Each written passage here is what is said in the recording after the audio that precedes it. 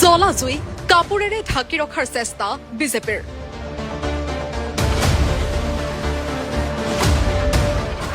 যিমানেই নুমুৱাৰ চেষ্টা কৰিছে সিমানেই জ্বলিছে জুই। ৰাম মন্দিৰত প্ৰধানমন্ত্ৰী নৰেন্দ্ৰ মোদীয়ে বহুৱা চুৰৰ তদন্ত কৰিছে যোগী আদিত্যনাথৰ SITয়ে। অযোধ্যাৰ ৰাম মন্দিৰৰ প্ৰণামী চুৰিকে ধৰি উত্থাপিত কেইবাটাও কেলেংকাৰীৰ অভিযোগে চৰম অস্বস্তিত পেলাইছে বিজেপিক। ৰাম মন্দিৰৰ কেলেংকাৰী যিমান পাৰি সিমান লুকুৱাবলৈ চেষ্টা কৰিছে বিজেপিয়ে, কিন্তু জ্বলা জুইকুৰা এতিয়া অধিক দপদপাই জ্বলিছে। পৰিস্থিতি এনে হৈছেগৈ যে মঙলবাৰে ৰাম মন্দিৰ দৰ্শন কৰিবলৈ যাব বিচৰা উত্তৰ প্ৰদেশ কংগ্ৰেছৰ অধ্যক্ষ অজয় ৰায়সহ 9 গৰাকী নেতাক গ্ৰেপ্তাৰ কৰে আৰক্ষীয়ে। গ্ৰেপ্তাৰ হোৱা কংগ্ৰেছীসকলে দিয়ে এই শ্লোগান, চান্দা চোৰ গাদ্দী চোৰ।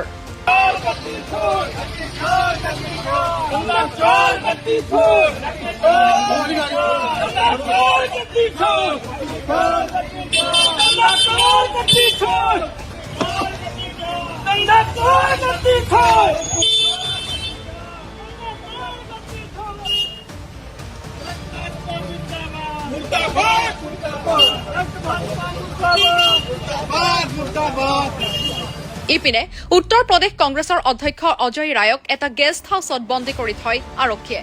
তাৰ পৰাই এটা ভিডিঅ' বাৰ্তাযোগে তেওঁৰ আহ্বান, চান্দা চুৰি কৰা সকলক ভগৱানে সৎ বুদ্ধি দিয়ক। आज हम सब लोग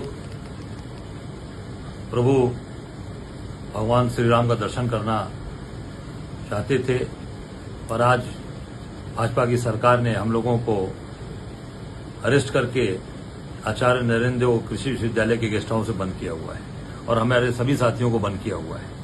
हम सब लोग भगवान के दरबार में जाकर उनसे प्रार्थना करते कि भगवान जो आज ये चढ़ावा चोरी, चंदा चोरी और ये जो जमीन के घोटाले आपके इस पवित्र नगरी में हो रहे हैं, इनको सद्बुद्धि दें कि भाजपा के लोग, RSS के लोग जो आपके नाम पर पूरे देश में आए, इनको सद्बुद्धि मिले और ये सही काम करें।